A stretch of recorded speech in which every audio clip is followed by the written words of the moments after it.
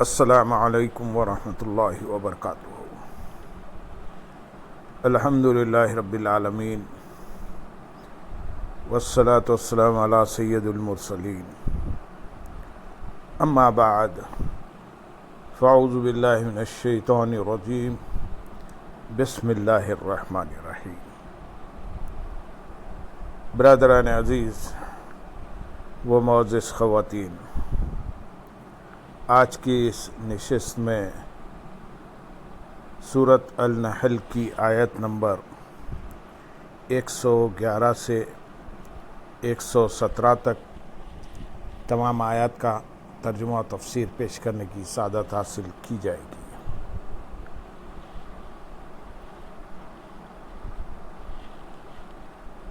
یوم تأتی کل نفس تجادل عن نفسها وتوفى كل نفس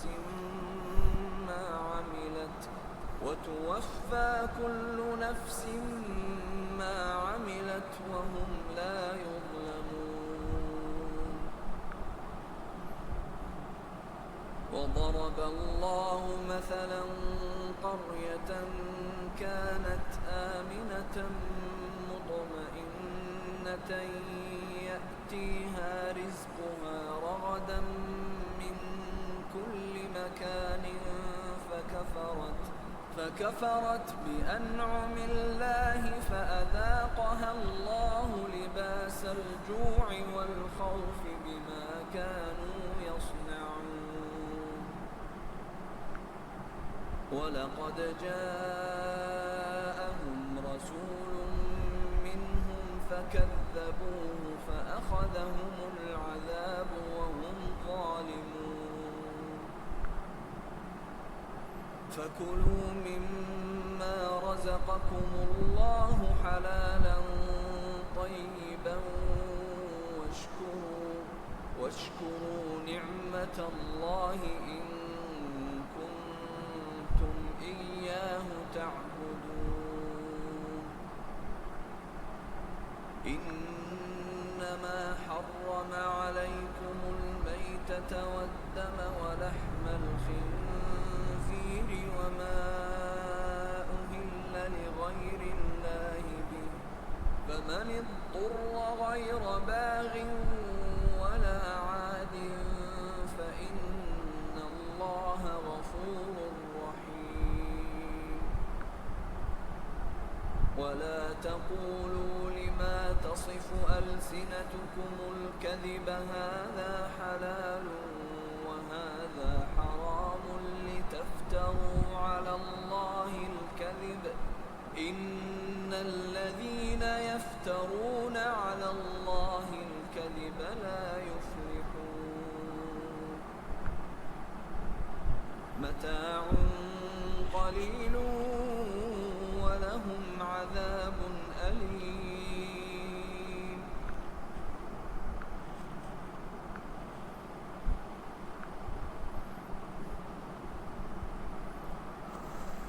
یاد کرو جس دن ہر جان اپنی طرف سے جھگڑتی ہوئی آئے گی اور ہر جان کو اس کا عمل پورا دیا جائے گا اور ان پر ظلم نہ ہوگا۔ یاد کرو جس دن ہر جان آئے گی، یعنی قیامت کے دن ہر انسان اپنی ذات کے بارے جھگڑتا ہوا آئے گا، ہر ایک نفسی کہتا ہوگا اور سب کو اپنی اپنی پڑی ہوگی۔ جھگڑے سے مراد یہ ہے کہ ہر ایک اپنے دنیاوی عملوں کے بارے میں عذر بیان کرے گا۔ حضرت عبداللہ بن عباس رضی اللہ تعالیٰ عنہما اس آیت کی تفسیر میں فرماتے ہیں کہ قیامت کے دن لوگوں میں جھگڑا یہاں تک بڑھے گا کہ روح اور جسم میں بھی جھگڑا ہوگا۔ روح کہے گی یا رب، جسم میں داخل ہونے سے پہلے نہ میرے ہاتھ تھے کہ میں ان سے کسی کو پکڑتی، نہ پاؤں تھے کہ ان کے ذریعے چلتی، نہ آنکھ تھی کہ اس سے دیکھتی، گویا میں قصوروار نہیں بلکہ جسم ہی قصوروار ہے۔ جسم کہے گا یا رب تو نے مجھے لکڑی کی طرح پیدا کیا، نہ میرا ہاتھ پکڑ سکتا تھا، نہ پاؤں چل سکتا تھا، نہ آنکھ دیکھ سکتی تھی۔ جب یہ روح نوری شعاع کی طرح آئی تو اس سے میری زبان بولنے لگی، آنکھ بینا ہو گئی اور پاؤں چلنے لگے۔ جو کچھ کیا اس نے کیا ہے۔ اللہ تعالیٰ ایک مثال بیان فرمائے گا کہ ایک اندھا اور ایک لنگڑا دونوں ایک باغ میں گئے۔ اندھے کو تو پھل نظر نہیں آتے تھے اور لنگڑے کا ہاتھ ان تک نہیں پہنچتا تھا، تو اندھے نے لنگڑے کو اپنے اوپر سوار کر لیا۔ اس طرح انہوں نے پھل توڑے تو سزا کے وہ دونوں مستحق ہوئے۔ اسی لیے روح اور جسم دونوں ملزم ہیں۔ آیت نمبر 112 میں ارشاد ہے، اور اللہ نے ایک بستی کی مثال بیان فرمائی جو امن و اطمینان والی تھی، ہر طرف سے اس کے پاس اس کا رزق کثرت سے آتا تھا، تو وہاں کے رہنے والے اللہ کی نعمتوں کی ناشکری کرنے لگے تو اللہ نے ان کے اعمال کے بدلے میں انہیں بھوک اور خوف کے لباس کا مزہ چکھایا۔ اور اللہ نے ایک بستی کی مثال بیان فرمائی۔ اس آیت میں جس بستی کی مثال بیان فرمائی گئی، ممکن ہے کہ اس سے مراد مکہ مکرمہ ہو، اور یہ بھی ممکن ہے کہ اس سے مراد مکہ مکرمہ کے علاوہ کوئی اور بستی ہو، اور یہ بھی ممکن ہے کہ اس سے سابقہ امتوں کی کوئی بستی مراد ہو۔ جس کا حال اس آیت میں بیان کیا گیا، اکثر مفسرین کے نزدیک اس بستی سے مراد مکہ مکرمہ ہے۔ علامہ علی بن محمد خازن رحمۃ اللہ علیہ یہ کلام ذکر کرنے کے بعد فرماتے ہیں کہ مخاطل اور بعض مفسرین کے قول کے مطابق یہ آیت مدنی ہے، اور یہی صحیح ہے کیونکہ اللہ تعالیٰ نے اس بستی کی 6 صفات بیان فرمائی ہیں، اور یہ تمام صفات اہل مکہ میں موجود تھیں، تو اللہ تعالیٰ نے ان کی مثال اہل مدینہ کے سامنے بیان فرمائی تاکہ وہ انہیں ڈرائے کہ اگر انہوں نے مکے والوں جیسے کام کیے تو جو بھوک اور خوف انہیں پہنچا وہ انہیں بھی پہنچ سکتا ہے۔ اس آیت کا خلاصہ یہ ہے کہ ایک بستی جیسے کہ مکے کے رہنے والے جو امن و اطمینان سے تھے، ان پر لٹیرے اور ڈاکو چڑھائی کرتے، نہ وہ قتل اور قید کی مصیبت میں گرفتار کیے جاتے، ہر طرف سے ان کے پاس ان کا رزق کثرت سے آتا تھا، تو وہ لوگ نافرمانیاں کر کے اللہ تعالیٰ کی نعمتوں کی ناشکری کرنے لگے، اور انہوں نے اللہ تعالیٰ کے نبی صلی اللہ علیہ وسلم کی تکذیب کی، تو اللہ تعالیٰ نے ان کے اعمال کے بدلے میں انہیں بھوک اور خوف کے لباس کا مزہ چکھایا کہ 7 برس تک نبی کریم صلی اللہ علیہ وسلم کی دعائے ضرر کی وجہ سے قحط اور خشک سالی کی مصیبت میں گرفتار رہے، یہاں تک کہ مردار کھاتے تھے۔ پھر امن و اطمینان کی بجائے خوف و ہراس ان پر مسلط ہوا، اور ہر وقت مسلمانوں کے حملے اور لشکر کشی کا اندیشہ رہنے لگا۔ یہ ان کے اعمال کا بدلہ تھا۔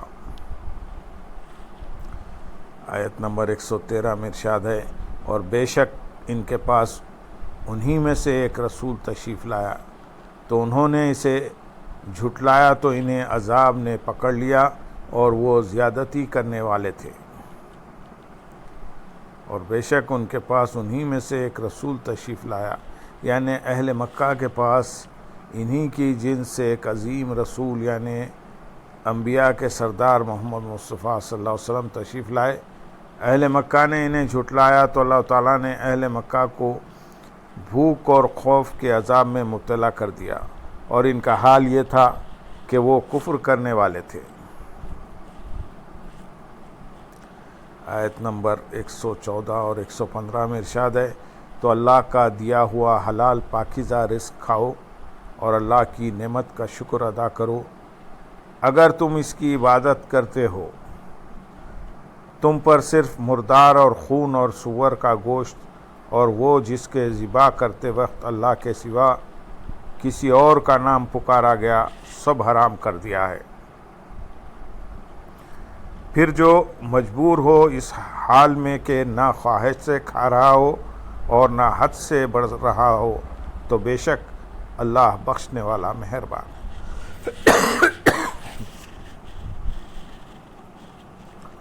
جمہور مفسرین کے نزدیک اس آیت میں مسلمانوں سے خطاب ہے، چنانچہ اس آیت کا خلاصہ یہ ہے کہ اے ایمان والو، تم لوٹ، غصب اور خبیث پیشوں سے حاصل کیے ہوئے جو حرام اور خبیث مال کھایا کرتے تھے، ان کی بجائے حلال اور پاکیزہ رزق کھاؤ اور اللہ تعالیٰ کی نعمت کا شکر ادا کرو اگر تم اس کی عبادت کرتے ہو۔ تم پر تو یہی حرام کیا ہے۔ آیت کا خلاصہ کلام یہ ہے کہ اللہ تعالیٰ نے صرف یہ چیزیں حرام کی ہیں جن کا بیان اس آیت میں ہوا، نہ کہ بحیرہ، صاحبہ وغیرہ جانور جنہیں کفار اپنے گمان کے مطابق حرام سمجھتے تھے۔ نیز جو شخص آیت میں مذکور حرام چیزوں میں سے کچھ کھانے پر مجبور ہو جائے تو وہ ضرورت کے مطابق ان میں سے کھا سکتا ہے۔ اس آیت کی تفسیر سورہ بقرہ کی آیت نمبر 173، سورہ مائدہ آیت نمبر 3 اور سورہ انعام آیت نمبر 145 میں گزر چکی ہے۔ اس آیت سے معلوم ہوا کہ دین اسلام انتہائی پاکیزہ دین ہے اور اس دین کو اللہ تعالیٰ نے ہر گندی خبیث چیز سے پاک فرمایا ہے، اور اس دین کے مسلمانوں کو طہارت و پاکیزگی کی اعلیٰ تعلیمات دی گئی ہیں۔ حضرت قتادہ رضی اللہ تعالیٰ عنہ فرماتے ہیں، بے شک اسلام پاکیزہ دین ہے، اللہ تعالیٰ نے ہر بری چیز سے پاک فرمایا ہے، اور اے انسان، اللہ تعالیٰ نے تیرے لیے اس دین میں وسعت بھی رکھی ہے کہ جب تو اس آیت میں بیان کی گئی چیزوں میں سے کسی چیز کو کھانے پر مجبور ہو جائے تو اسے ضرورت کے مطابق کھا سکتا ہے۔ آیت نمبر 116 اور 117 میں ارشاد ہے، اور تمہاری زبانیں جھوٹ بولتی ہیں، اس لیے نہ کہو کہ یہ حلال ہے اور یہ حرام ہے کہ تم اللہ پر جھوٹ باندھو، بے شک جو اللہ پر جھوٹ باندھتے ہیں وہ کامیاب نہ ہوں گے، تھوڑا سا فائدہ اٹھانا ہے اور ان کے لیے دردناک عذاب ہے۔ ولا تقولوا، اور نہ کہو، زمانے جاہلیت کے لوگ اپنی طرف سے بعض چیزوں کو حلال، بعض چیزوں کو حرام کر لیا کرتے تھے اور اس کی نسبت اللہ تعالیٰ کی طرف کر دیا کرتے تھے۔ اس آیت میں اس کی ممانعت فرمائی گئی اور اس کو اللہ تعالیٰ پر افتراء فرمایا گیا۔ افتراء کرنے والوں کے بارے میں فرمایا گیا کہ بے شک جو اللہ تعالیٰ پر جھوٹ باندھتے ہیں وہ کامیاب نہ ہوں گے۔ آج کل بھی جو لوگ اپنی طرف سے حلال چیزوں کو حرام بتا دیتے ہیں، جیسے میلاد شریف کی شیرنی، فاتحہ، 11ویں عرس وغیرہ ایصال ثواب کی چیزیں جن کی حرمت شریعت میں وارد نہیں ہوئی، انہیں اس آیت کے حکم سے ڈرنا چاہیے کہ ایسی چیزوں کی نسبت یہ کہہ دینا کہ یہ شرعاً حرام ہے، اللہ تعالیٰ پر افتراء کرنا ہے۔ تھوڑا سا فائدہ اٹھانا ہے، یعنی ان جاہلوں کے لیے تھوڑا سا فائدہ اٹھانا اور دنیا کی چند روزہ آسائش ہے جو باقی رہنے والی نہیں، جبکہ ان کے لیے آخرت میں دردناک عذاب ہے۔ اللہم صلی علی سیدنا محمد وعلی آل سیدنا محمد وبارک وسلم، وآخر دعوانا ان الحمد للہ رب العالمین۔ سبحان